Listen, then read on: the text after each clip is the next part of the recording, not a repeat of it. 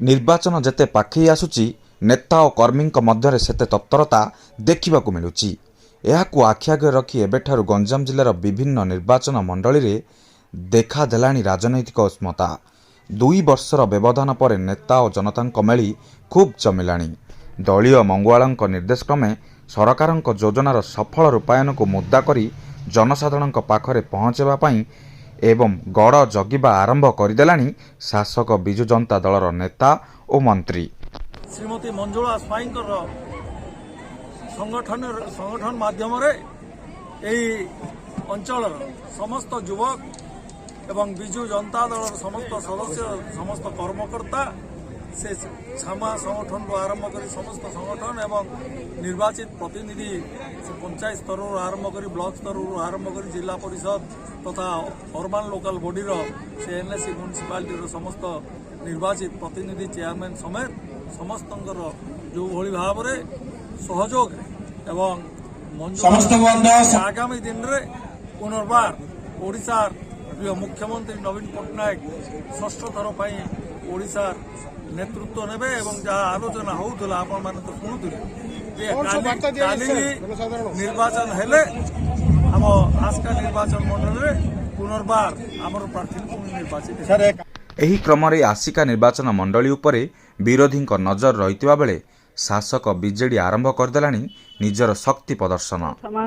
आपण माने तो देखुचंती आज बहुत खुशीर दिन माननीय मुख्यमंत्री जो नेतृत्व में आज हजार हजार महिला माँ माने और भौणी माने आज उपस्थित रही बापा माने भाई माने पुओ माने आज उपस्थित रही मोर सभाटी को साफल्य मंडित कर बहुत गर्वित। मोर आस्का निर्वाचन मंडली समस्त पंचायतर प्रतिनिधि माने और कवि सूर्यनगर 12टा पंचायतर सब प्रतिनिधि माने आज उपस्थित रही यह उपभोग कले।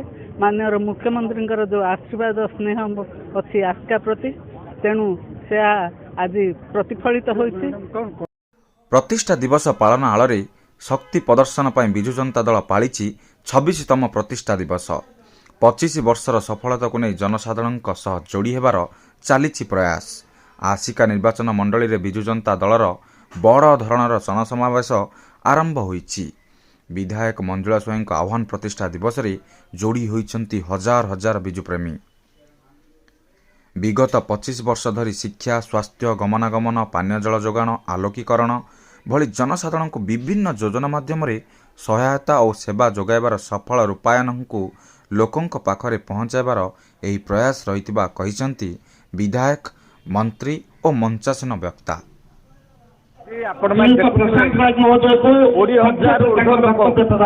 विजु जनता दलर आसिका निर्वाचन मंडली प्रतिष्ठा दिवस भल पाइबा माननीय मुख्यमंत्री नवीन बाबू जो जनहितकर कार्य गरीब कल्याण योजना है ओडिशा को भारत वर्ष नहीं विश्व में प्रतिष्ठित करने माननीय मुख्यमंत्री योजना तार सुफल पहुंची एवं देखी भल पाइबा विजु जनता दल